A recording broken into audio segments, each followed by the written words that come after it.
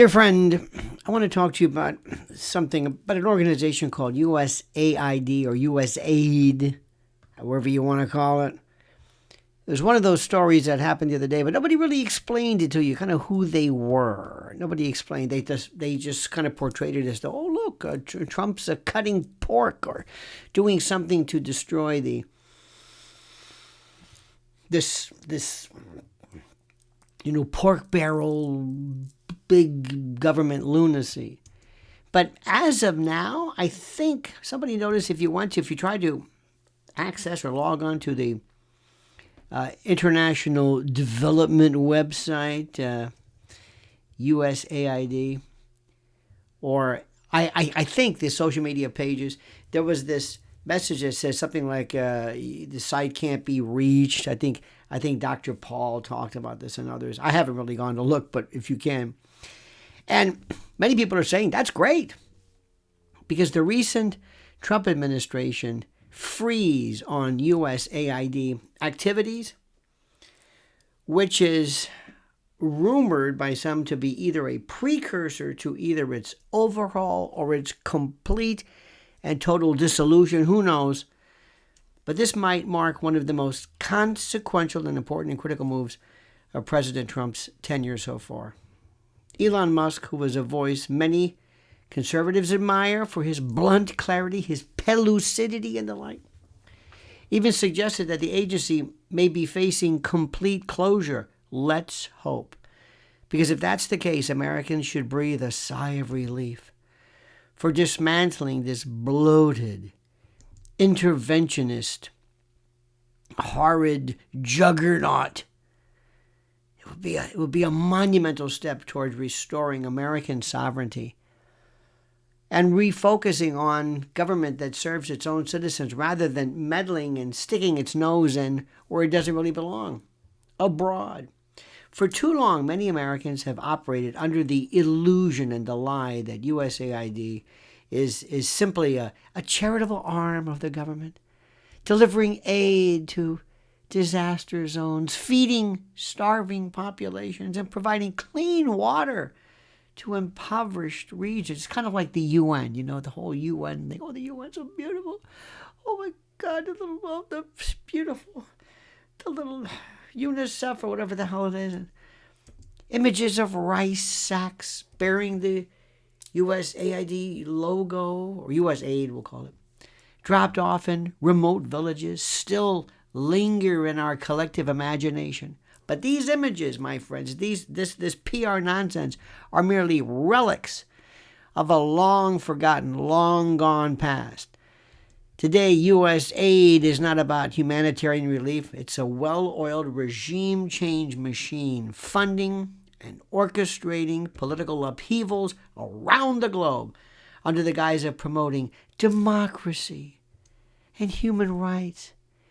It functions as a weapon of U.S. foreign policy, undermining and destroying elected governments and empowering NGOs that act as puppets for American interventionist interest.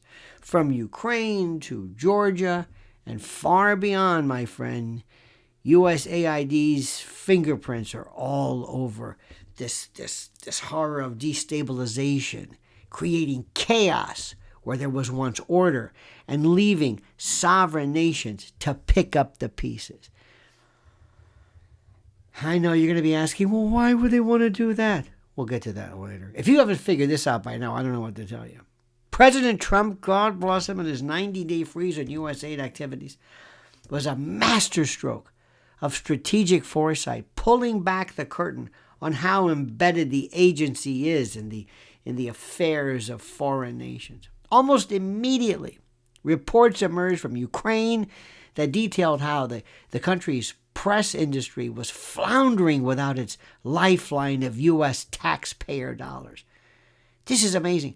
90% of Ukrainian media outlets rely on funding from the U.S. government. I'll let that sink in. 90%. An entire nation's informational ecosystem, critical to public perception and government accountability, is effectively controlled by foreign dollars, our foreign dollars. This isn't independent journalism. It's government propaganda on an international scale with USF-backed outlets feeding and stoking and perpetuating and perseverating carefully curated and orchestrated and scripted narratives to Ukrainian citizens while conveniently aligning with Washington's, blob, the foreign policy objectives. I don't think you could be any more clear. The implications of this are incredible, staggering. When we hear news about the Ukrainian battlefield, casualty reports, or the state of its military, how much of it is fact and how much of this is crafted BS by media operatives funded directly by the U.S. government, we don't know. We don't know. And we're supposed to be out of the propaganda business. Remember that? The reporting from these outlets is often recycled by major U.S. and Western news organizations, creating a closed-loop propaganda cycle. You know what I've always told you. They're repeaters and not reporters. And American citizens are unknowingly and unwittingly subjected to government-manufactured narratives and lies, while U.S. lawmakers, many of whom rely on mainstream media reports and also the money from, you know what that's about. We'll get to that later.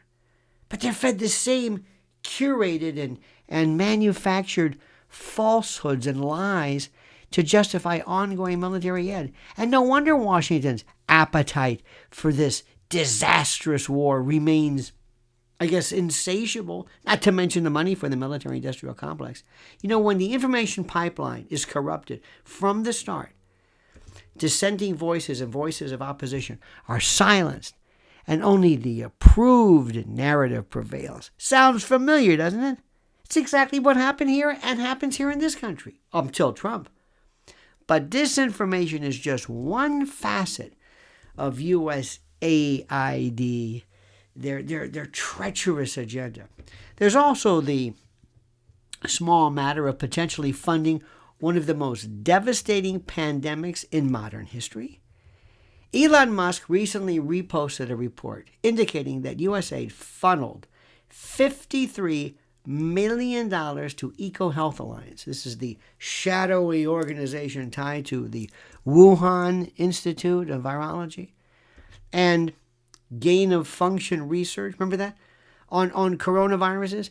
Did USAID's funds directly contribute to the development of the Rona? I don't know if I can say the number 19. Hey, 19. It's a horrifying possibility, and Americans have every right to demand answers. How many more taxpayer dollars do you think have been funneled into dangerous and reckless research in foreign labs with zero oversight? USAID is not just a tool of interventionist propaganda. It may well be an accomplice, aiding and abetting in global biological catastrophes. And listen to this, my friend. And yet, for all its funding of dubious and weird and scary projects overseas, USAID is utterly tone deaf to the needs of the very taxpayers, you and me, footing the bill. Americans are generous people, generous to a fault, as evidenced by the countless private volunteer organizations that spring into action during times of natural disasters and crises. We're good people. Churches and charities and private foundations do a far better job delivering aid effectively and directly to those in need without the bureaucratic red tape and the ulterior motives that plague and contaminate these governmental entities like USAID. Private groups aren't trying to overthrow governments or prop up compliant regimes. No, they simply do the work which you think they should be doing of trying to save lives, often with far fewer resources and far greater results. So what exactly is USAID doing with its billions of dollars? What the hell is what's Zelensky doing with his? We'll get to that later. What are they doing other than sowing chaos and potentially funding deadly scientific experiments? That's the question every taxpayer should be asking. The agency needs a full and transparent audit, laying bare, laying open every project, every expenditure, and every so-called partnership with foreign NGOs. The American people deserve to know how their money is being used or misused in the name of development. If USAID has funneled money into dangerous research or destabilizing campaigns, heads must roll. Accountability is not optional. It's imperative. It's the law. So for President Trump, dismantling USAID would be, my God, a legacy-defining achievement. And it's one that aligns perfectly with the vision of restoring American greatness. Now let's be clear about this. America doesn't need to meddle in the affairs of sovereign foreign nations to remain a global superpower. On the contrary, these interventionist escapades and adventures and all this kind of jazz, this weakens our moral standing. It stretches our resources, and it entangles us and configures us in conflicts that do nothing to enhance our national security. By shuttering and closing down USAID, to not confuse it, President Trump would be sending a powerful message to the world. America will no longer play the role of global puppet master. Instead, we'll focus on rebuilding our own nation, securing our own borders, revitalizing and reconditioning our economy, and putting America and American citizens first. Isn't that a great concept? Moreover, listen carefully, abolishing USAID would serve as a much necessary, a long overdue repudiation of the neoconservative, the neocon and liberal interventionist agendas that have far too long dominated and contaminated U.S. foreign policy for decades. Figures like Ron Paul, and I think Rand, I'm pretty sure, have long warned about the dangers of interventionism. And their warnings have proven prophetic, prescient, vatic, pythonic. USAID's closure would be a victory for those who believe in diplomacy over coercion, who believe in self-determination over meddling, officious intermeddling, and peace over this perpetual conflict and war. Critics, of course, will no doubt wail that shutting down USAID will leave a void in global development. But this is a straw man argument. It's BS. It's nonsense. The truth is that the private sector and the philanthropic organizations are more than capable of filling any void that exists.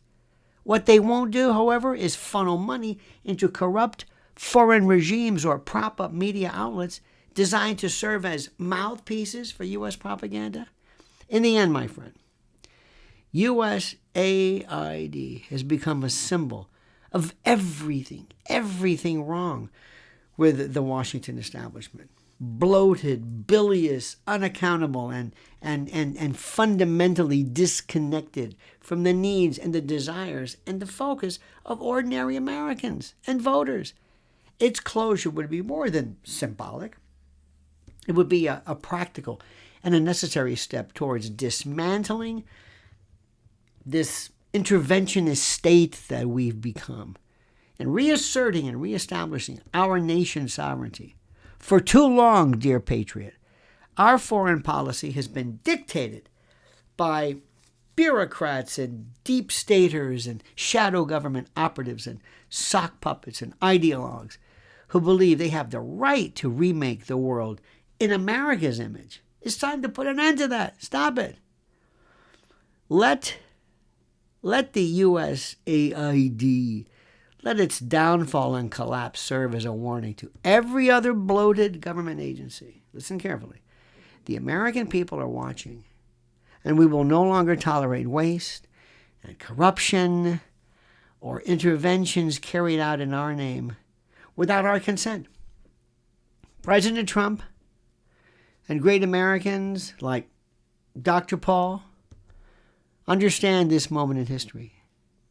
They know that the path forward is not more global meddling, but a return to the principles of self-governance, limited government. Remember that? And individual liberty. The sooner that this USAID mob, it's like OC. It's like the mob. It's like the boys downtown. The sooner it's audited and dismantled and tossed into the ash heap in the waste land or the landfill of history, whatever you want to call it, the sooner we can focus on the business of making America great again. Without the baggage, without the crap, without the garbage of failed foreign adventures weighing us down. Let the world take notice, ladies and gentlemen. Donald Trump is here. America is back. And this time, guess what? We're staying home. What do you think, dear friend? I would love to hear so much your comments. And I would ask you very, very humbly for you to comment on our words here. You know that 87% of the people who watch my videos don't subscribe. 87%. Let's put an end to that right now, my friends. And comment as you see fit. And subscribe.